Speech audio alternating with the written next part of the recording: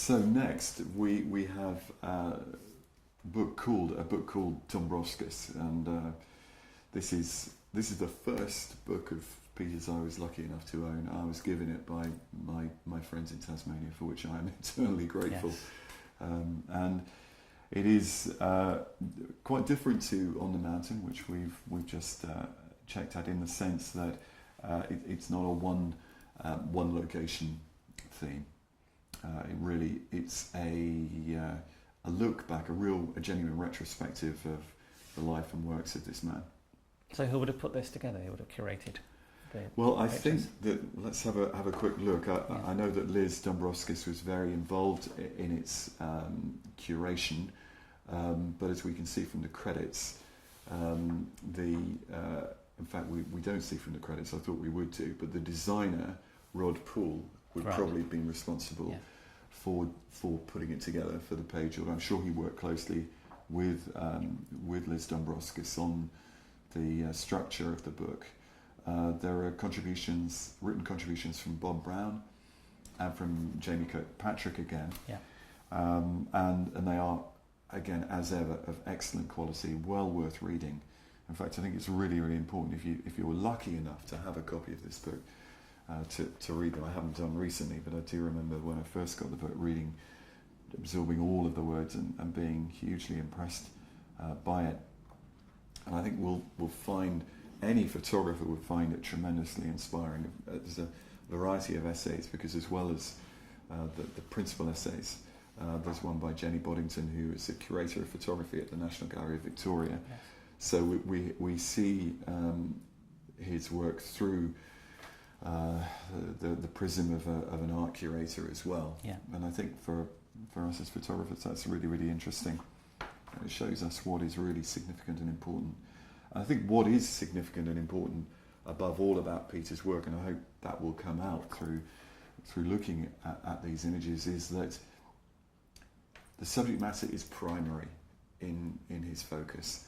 Although, like all of us, he's absorbed in his own world, I'm sure, a lot of the time.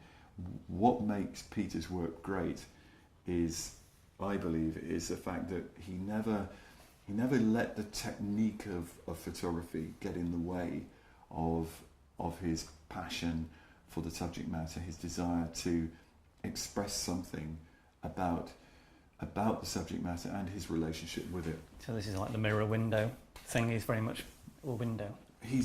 Yes. I mean, if one thinks of photography as both a reflective preoccupation but also an outward-looking one, then yes, to my mind anyway, Peter looks more out of the window than backward at his own reflection, and I think his technique is set up to emphasise that.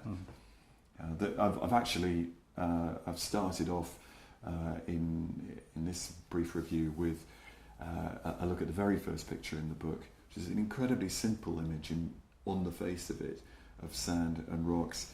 It's entitled Dunes and Granite near Interview River in the Tarkine Wilderness of Tasmania. And I know that the Tarkine Wilderness was an area that Peter visited frequently and absolutely loved. And there's something, for those of us who were brought up by the seaside, as I was, going on holiday by the seaside, this has an immediate, huge appeal. There's no sign of any human infrastructure, however, in the distance, and the sense of when you look beyond the immediate, realising that this is a beach where he was almost certainly on his own, or possibly with one or two companions, and for miles and miles either side of it, nobody, nothing, except the wild landscape as an immediate appeal. But what makes this picture work, primarily, is its sense of rhythm. To me, these wonderful, slightly asymmetrical, concentric ringed patterns in the sand and the boulders, which presumably probably established the wave rhythm that created and allowed that. The wind travelling through that. But it probably is the wind, actually. It's rather than waves of wind rather than waves of water, although we see the waves in the distance there. A lovely hourglass shape to the composition. Yeah. The sun penetrating the gap in between the rocks. The sun is obviously low in the sky because there's you can see the shadow is a big shadow from the relatively low granite boulder in the foreground. It is interesting because a lot of people would be concerned about that being quite a strong graphic. Everything in shadow here, but it works symmetrically, doesn't it? Across the centre of the picture. It does, and of course there is that element of asymmetry, but it speaks of the direction of the light, and the light and this is also probably if we're into analytical mode, counterbalanced by the large granite block on the left hand side of the composition, which is sort of driving a line through the composition diagonally in that direction. That is then balanced by the lighting moving like that. When you analyse anything, and you can usually find explanations. Do you want to? Perhaps not always. It's quite nice to just enjoy it for what it is. But yes, there is I think all of his pictures are, in many ways, more sophisticated than one perhaps immediately realises from a compositional standpoint. It's one of the nice things he does, which is finds the graphical shapes and doesn't throw them at the viewer. He doesn't know. I agree. They're not. I don't think for a moment that when Peter walked around with his cameras, he was looking to unpick a kind of particularly obvious structure or to follow any particular theme in that sense. Indeed, I was reading an account that Liz Dombrovskis made of how he worked, and she says that he never had a preconceived idea of what he was doing when he went out. He just went out with his camera, and allowed himself, I think, to be absorbed by the landscape and his pictures reflect that. I think, I like this spread, but I'm going to look at this image on this page here and say that as a photographer, what I'm really impressed by is the control of light. It's very, very flat conditions in terms of lighting, yet it's so vibrant. And given again, that this is all done in camera, it's a remarkable control, technical control, as well as of exposure as well. I think Rod Poole was largely responsible for Peter's repro. So Rod, who designed these books, and I'm not to take away from his skill at all, because I think there is, I think the scanning work and the repro is at least partly down to him. But I think that we can see that there's I'm pretty sure there's a huge respect from the scanner and the designer for the. It's a very subtle handling of light, isn't it? And I think there's no desire to change what he achieved on the transparency. And also, I don't want to overemphasise the fact that it's shot on 5.4, because clearly a lot of, for many people, they won't be necessarily familiar with that working method. But I do think it is important to acknowledge you cannot separate yourself entirely from that. When you look at these pictures, these very much do reflect somebody who worked on transparency and who allowed the palette of the film and the characteristics of the film to a degree to dictate the way that they look. And that is Peter's vision. This spread is an interesting one too. I'm going to pick out this image which is entitled Tide Pool and Conglomerate, and this is also from the Tarkine Wilderness, and it's very, very dark. It's a very contrasty scene. We know that's one of the things that makes landscape photography so difficult. The contrast, but it's great that he allows the black, and we see something. I think you can literally describe it as pure black in here to set the tone and the character for this image.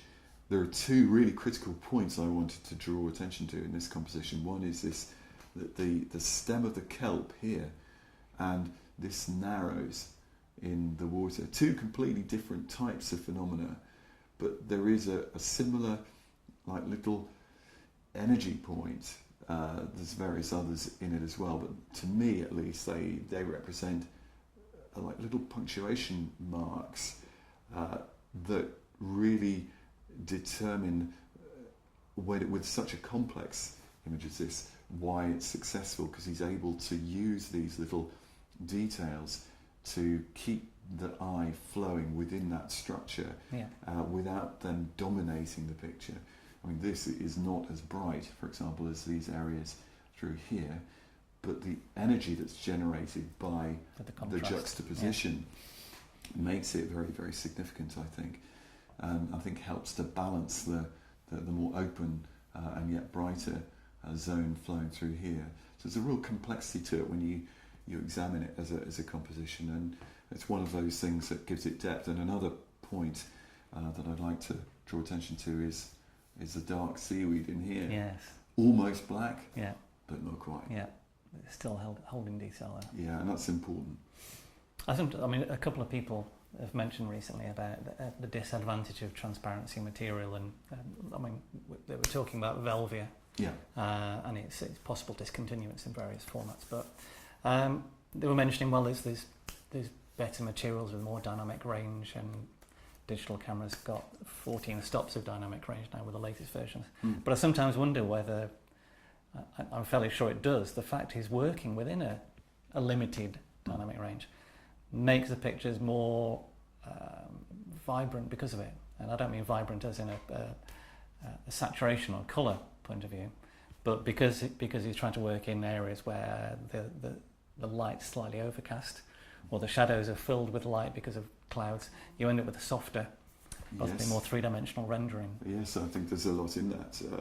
I mean, I think there is a lot to be said for working within limitations, without a doubt. And there's all sorts of evidence in the arts to suggest that people work with extraordinary limitations if they work with stained glass or any number of other media. And they have to accept those. And I think that the transparency film historically will be seen to have been a good control. I mean, I think that we shouldn't get too much off the point, but Peter's work illustrates that very, very well. And yes, maybe that's something that we need to kind of re-embrace in a way. And one of my favourite pictures. Extraordinary image, this one, isn't it? Yes. And it is one of mine as well. And if we look at the highlights, I think that's particularly interesting, the way that they've been contained. I would have expected them to kind of go brilliant, paper white, but there's still some detail there. I'd love to know which transparency film this was shot on. Ultimately, of course, it doesn't really matter, does it? But just because I love the characteristics of it. Yeah. It's a superb giant kelp. It's called Hasselborough Bay, Macquarie Island. And Macquarie Island is not Tasmania as we know it. It's actually 600 miles, or k's rather, further south. Okay, a separate island. Then. In the Southern Ocean. Yeah. Yeah, so it is a true wilderness. It's, it used to be a whaling station, I believe. But now it's just penguins. I don't think anyone lives there. But what a wonderful composition that is.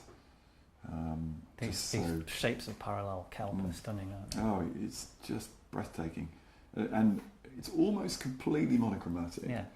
There's hardly any midtones sitting in it. Absolutely, but also no other colours. I mean, it's pretty much just cyan. There's a tiny bit of red in it. But nevertheless, that colour tone is very, very important. I don't think it would be as strong a picture in black and white. It's not very often I would say that. I think some images would benefit greatly from being black and white, but this one, I think the richness and depth of it is partly a result of its limited colour range. You go flick through like this, you realise every spread's got something about it. Yeah. I should probably point out that this isn't the cheapest book out of the collection. I've seen this one change hands for £400. Really? On various second-hand book stores, and I haven't seen it less than £250. Well, I think that's people voting with their feet. I think so. I mean, that's the same with all of these books. In fact, they're all, apart from Simply, which we're about to come to. They're all trading on the second-hand market for greater than £150. People really, really want these books. They really do, yes. I'm going to have to lock them up. I think you should. I'm really careful. At least with me around. This is a really interesting spread. Love this smaller image here. Rod Poole uses this kind of motif a lot, actually, the contrast between the wider view and the smaller one, but to find a kind of common language between them. And we do see that in the textures particularly and the colour range.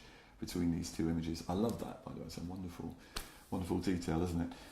But I did want to just talk briefly about this picture, Federation Peak from the Dial in the Eastern Arthur Range. This is in southwestern Tasmania. And the colour palette's really unusual. Yes. I mean, I think most of us are probably looking and say, well, it's kind of wrong. But actually then it doesn't look wrong because all the colour relationships in it look right. I think we would probably say it had a bit of a slightly cyan cast on it. Cyany green to it. The complete opposite to the magenta fluctuation that a lot of that we typically photographers I've seen recently. Yes. But it works. As you say, when you first look at it, it can look quite off. But as you look at it more, you can see that it does fit together.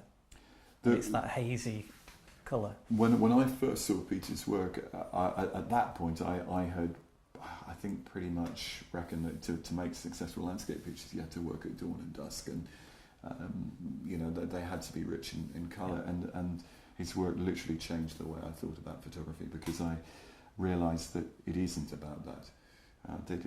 Of course, there's plenty of good examples of other photographers who've done wonderful work in subdued light. David Munch would be a good one. But Peter, whereas David Munch is predominantly a fairly strong colour body of work, you could say that the predominant theme one finds looking through the body of Peter's work is that he uses subtle colours and subtle colour relationships.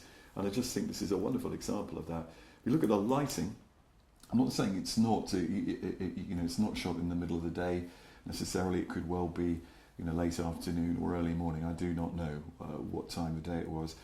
But you look at the way that the cloud shadows fall in the distant ranges, the fact that the foreground is just under cloud, but only just because there's a luminance about it. So you can kind of tell that there's sun just lifting.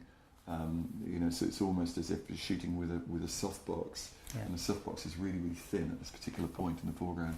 It's one of the things I learned from looking at these is letting the sunlight be bright in the background, but waiting for the clouds just to go over the sun slightly, or just as it leaves the sun. So it's not cloudy and not sunny. Exactly, and I think it teaches you that the moment really, really matters, and the way that the cloud shadows fall. And I tend to find that hard enough using a digital camera, where you can maybe make a number of exposures and then edit post-production. Now, Peter had to make one exposure. Yeah. To get this picture. When you see that, you really, it's breathtaking, really. This comes from that intense involvement and engagement and commitment to getting the moment right. And I think, we still, there's something one can really learn from there.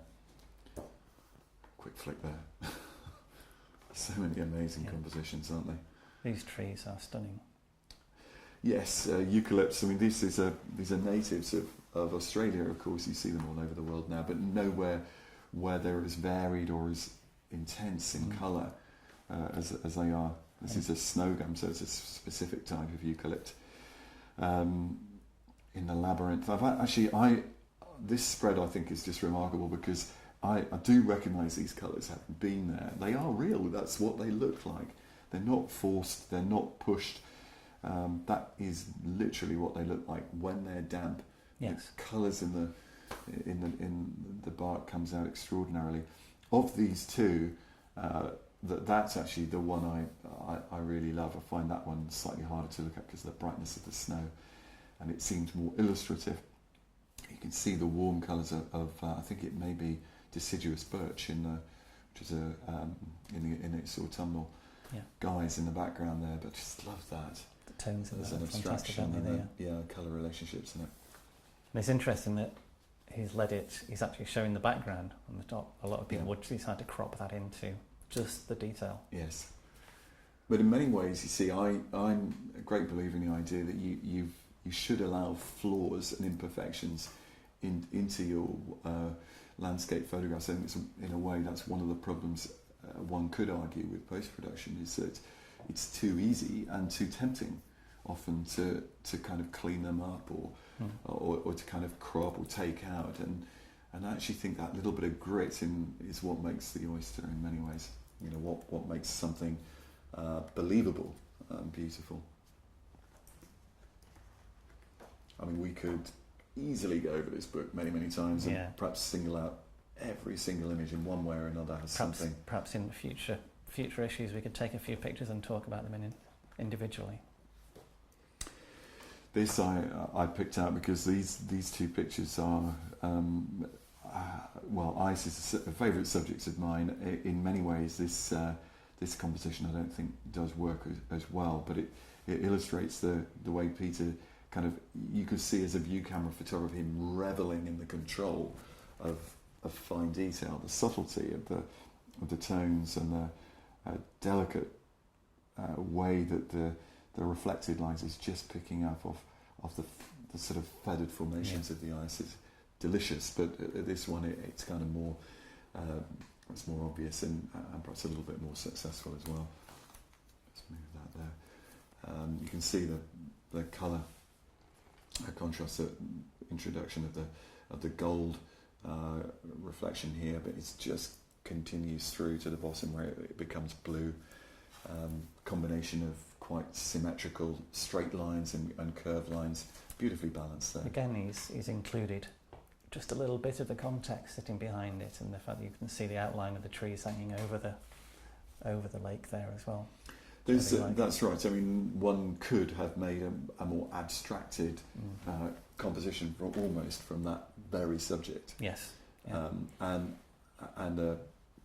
I wouldn't come along to somebody and tell them, oh, you should have cropped it like that, because I don't believe in that. I think to me that's consistent with Peter's goal, which is not to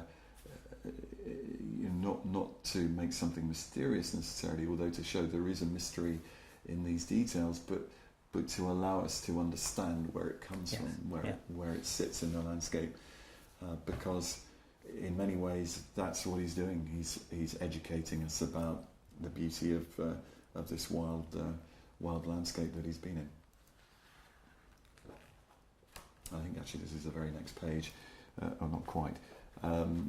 In fact, we actually haven't said all of that. That's quite interesting, isn't it? That the fruiting lichens and ice, just an extraordinary. That's quite hard to understand. Palette again, isn't it? It is, yeah. But again, that has the little imperfection of the softening corner there. If I talk like that all the time, I should be sound like I'm making excuses to have ropey composition, but I still think you. Well, I don't think I think anything like that is intentional when you only got I'm sure so many frames to use in it. I'm sure it is. Yeah, I think we need to. This is a remarkable picture. Yeah. Yeah, there's extraordinary colours. One is sort of thinking. Well, I'm thinking it's probably a little bit greener than he would have seen it, but actually, those colours work so well. There. I think that green is characteristic of the film because we saw that on the kelp picture and a few other ones. So, but he's used that obviously. He's used the knowing it's going to do that. Yes. So this is, a masterly composition, I think, as well, and it really, although it's a relatively small detailed fragment of nature, you can enjoy even this very, very dark area. The top left-hand corner is significant. It's a little bit of light in there, and the eye is able to flow through it beautifully with lots and lots of changes of texture and colour along the way. I remember you were particularly taken with this part of it as well. But we can see that there's a tiny little bit of grass there. I mean, of course, one has to say that this is one of the frustrating things about seeing fully bled images. We're not quite sure how much space there might have been beyond the edge of the frame here, because it's had to conform to this page layout. You've said previously you can't predict exactly where clip marks are going to go or where the edge of the frame might be on dark lights. Correct, which can be a bit frustrating. But nevertheless, I think it's as it stands, it's still extremely effective. Okay, this is a bit of classic Dombrovskis, isn't it? It's one of his most well-known pictures, sassafras trees at Mount Anne.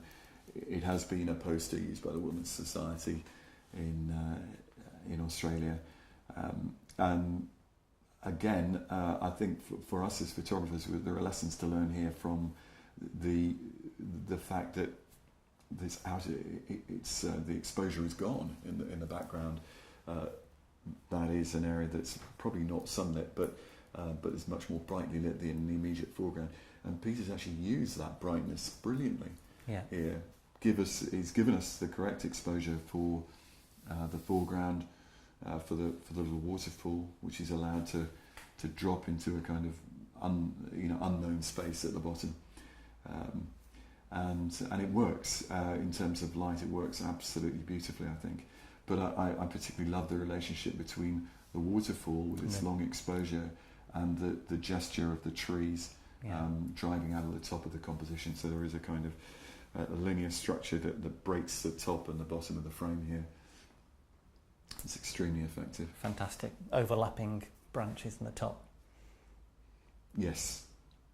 Yeah, and given how chaotic these environments are, when we look at the way he's composed it, it's just so beautifully done. That maybe is more predictable on the left-hand side, but look on the right, it's kind of given us a little kind of enclosing frame structure there as well, and everything's just right. I think it just illustrates how, for a picture to really have a lasting quality, one that you can enjoy over and over again, how you have to look at the small details in it. I wonder how many photographers would be tempted to go and tidy up that area as well. I know quite a few that would, including possibly myself, and I certainly think about it. But it doesn't matter, does it? As you see, it almost makes a connection with it being real. Well, I think that's true, and I think also that there is an important, again, philosophical lesson to learn, that especially, I think for him it wasn't so difficult perhaps, because you're looking at the wild world, where I think if you believe that it's perfect as it is in all its slightly chaotic nature, then why would you change it? Why would you take something out? Having said that, I'm betting that there will be times when he probably did change things. Yes. But one doesn't feel that, looking at his images. I put this spread in because I actually, this is something that he plays with quite frequently. He has got what my parents would probably call a slightly vulgar imagination from time to time. But I think I just see it as a sense of humour. Yes. The manifestations of trees and rocks sometimes are very, very reminiscent of human body parts. This is called scribbly gum. It's fantastic stuff, weird, isn't it? Yeah. I haven't got a clue how that would be. Not quite sure what causes this, whether it's an insect or whether it must be an insect, mustn't it? Yeah. It does look that way, and then it becomes impregnated onto it becomes like graffiti on the. And again. Yes, very vulgar. I like. I mean, that is really fun. I love this picture though, of the strangler fig, Fraser Island, Queensland. So this is in a more, I guess this is a subtropical part of Australia, and perhaps more characteristic of that part of the world. What an amazing example of nature's art, really. Looks like something out of H.R. Geiger, alien type construction. Right. Doesn't look from this planet, does it? Really doesn't, does it?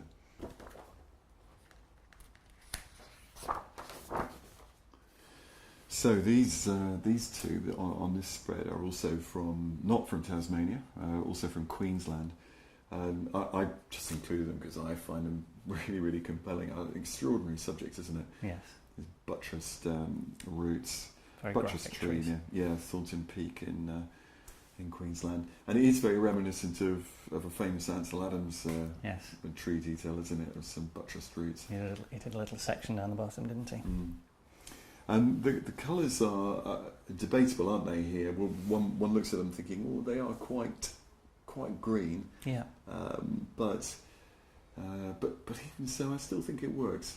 Having taken photographs I've taken a photograph in a quarry where it's been all tree cover above, and been astonished at how I've got nothing but greens in it at all. Green filter. So the light is literally coming right through a green filter. Yeah. And you see it normal because your eyes filter it, but the film sees it as it actually is. And then it's actually very, very difficult to take it out completely, isn't it? Very much so.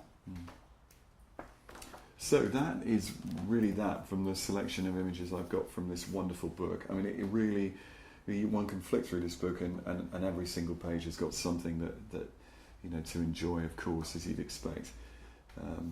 But you know, those were just a few well, I had a few things I wanted to mention. Some of the only wildlife that stays still long enough to get a technical camera going. I love the little penguin at the bottom going, "What are you doing?" Yes, exactly. Macquarie Island, that's the one I mentioned earlier. Yeah.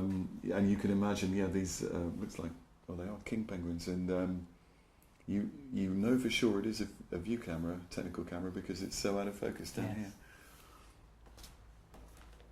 So I hope that was enjoyable. But if you only had one Peter Dombrovskis book, I suppose it would probably, if you had to have one, it would be this one. It's a fantastic cross section. It is. Beautiful book.